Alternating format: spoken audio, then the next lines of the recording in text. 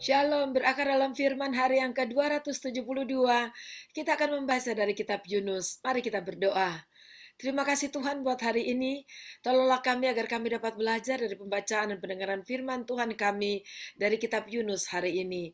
Terima kasih dalam nama Tuhan Yesus kami berdoa. Amin. Pasal 1. Datanglah firman Tuhan kepada Yunus bin Amitai demikian. Bangunlah, pergilah ke Ninewe, kota yang besar itu. Berserulah terhadap mereka, karena kejahatannya telah sampai kepadaku. Tetapi Yunus bersiap untuk melarikan diri ke Tarsis, jauh dari hadapan Tuhan. Ia pergi ke Yafo dan mendapat di sana sebuah kapal yang akan berangkat ke Tarsis. Ia membayar biaya perjalanannya, lalu naik kapal itu untuk berlayar bersama-sama dengan mereka ke Tarsis, jauh dari hadapan Tuhan. Tetapi Tuhan menurunkan angin ribut ke laut, lalu terjadilah badai besar, sehingga kapal itu hampir-hampir terpukul hancur. Awak kapal menjadi takut, masing-masing berteriak-teriak kepada Allahnya, dan mereka membuang ke dalam laut segala muatan kapal itu untuk meringankannya. Tetapi Yunus telah turun ke dalam ruang kapal yang paling bawah dan berbaring di situ, lalu tertidur dengan nyenyak. Datanglah nakoda mendapatkannya sambil berkata, "Bagaimana mungkin engkau tidur begitu nyenyak? Bangunlah, berserulah kepada Allahmu. Barangkali Allah itu akan mengindahkan kita, sehingga kita tidak binasa." Lalu berkatalah mereka satu sama lain, "Marilah kita buang undi, supaya kita mengetahui karena siapa kita ditimpa oleh malapetaka ini." Mereka membuang undi dan Yunuslah yang kena undi. Berkatalah mereka kepadanya, "Beritahukan kepada kami, karena siapa kita ditimpa oleh malapetaka ini? Apa pekerjaanmu dan dari mana engkau datang? Apa negerimu dan dari bangsa manakah engkau?" Sahutnya kepada mereka, "Aku seorang Ibrani, aku takut akan Tuhan, Allah yang empunya langit, yang telah menjadikan lautan dan daratan." Orang-orang itu menjadi sangat takut lalu berkata kepadanya, "Apa yang telah kau perbuat?" Sebab orang-orang itu mengetahui bahwa ia melarikan diri jauh dari hadapan Tuhan. Hal itu telah diberitahukannya kepada mereka. Bertanyalah mereka, "Akan kami apakan engkau supaya laut menjadi reda dan tidak menyerang kami lagi, sebab laut semakin bergelora?"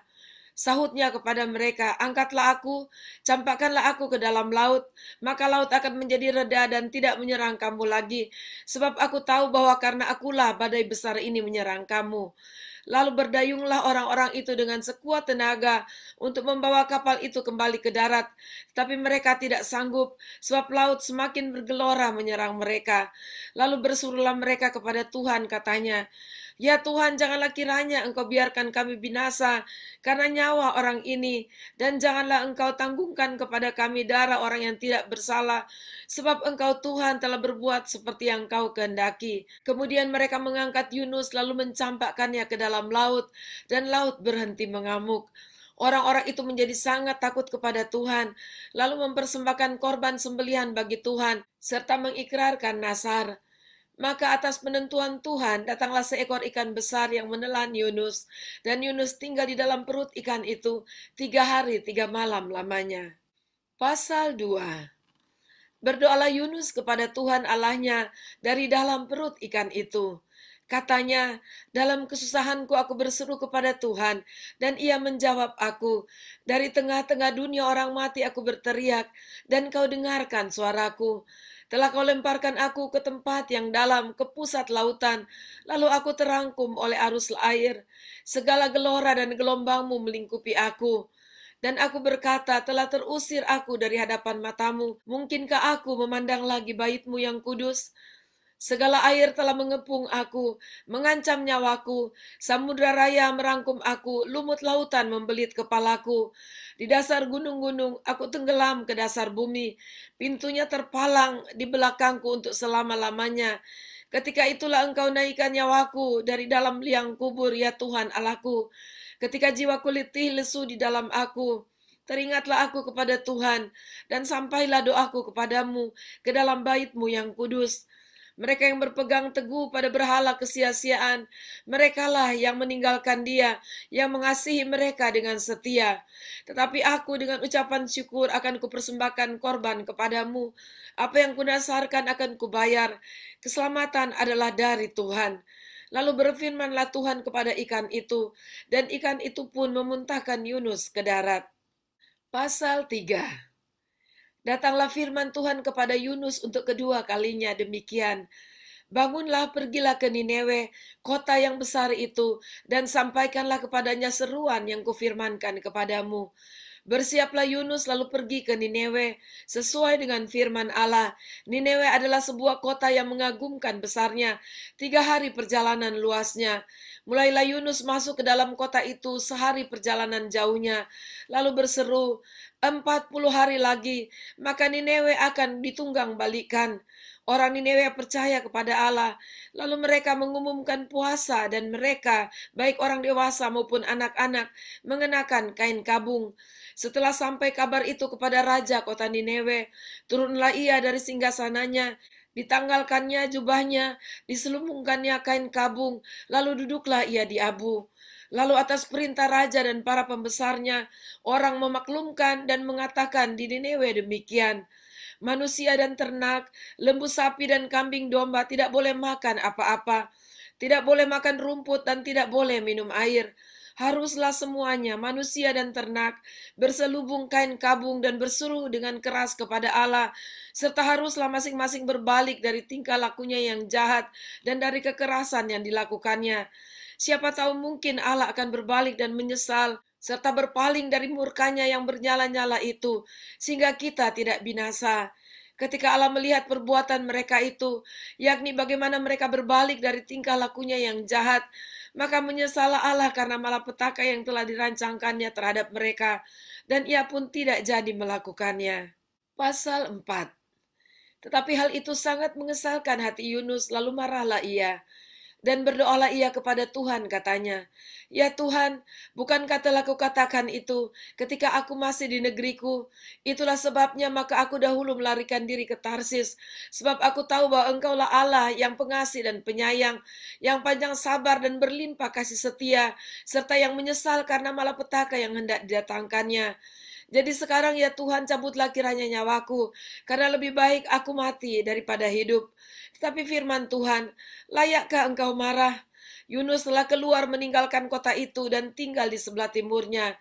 Ia mendirikan di situ sebuah pondok dan ia duduk di bawah naungannya, menantikan apa yang akan terjadi atas kota itu. Lalu atas penentuan Tuhan Allah, tumbuhlah sebatang pohon jarak melampaui kepala Yunus untuk menaunginya, agar ia terhibur daripada kesalahan hatinya.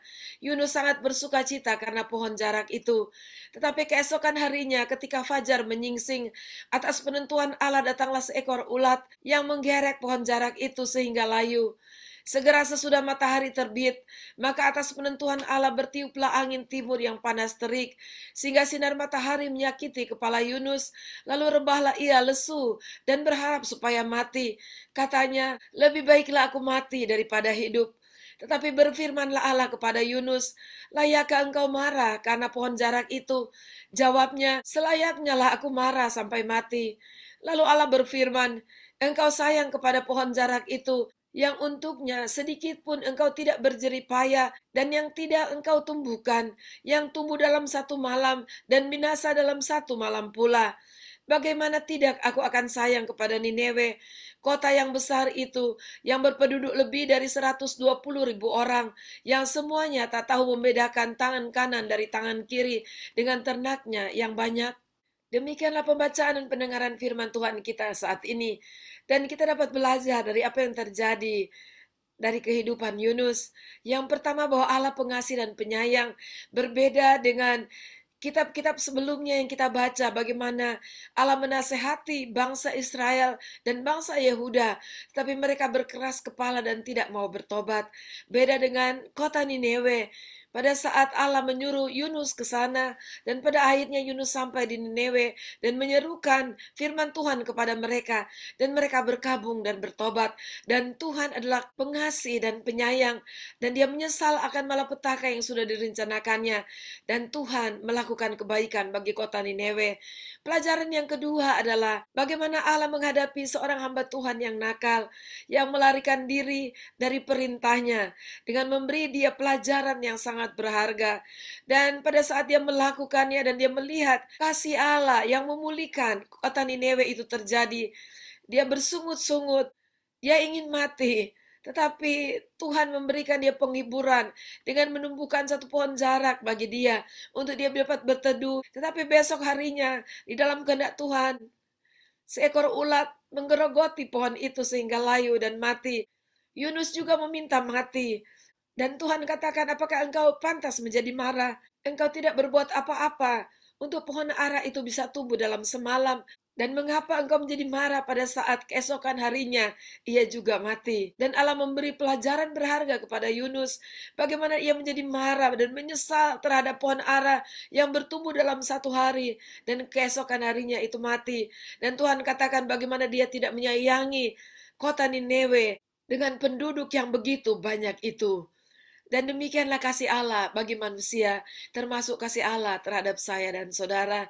Sebab itu mari dekat dengan Tuhan dan rasakan dan terima terus kasih-Nya yang selalu Tuhan berikan freely bagi anak-anaknya, bagi umatnya yang sungguh-sungguh mencintai dan mengasihi dan hidup di dalam kebenarannya. Mari kita berdoa.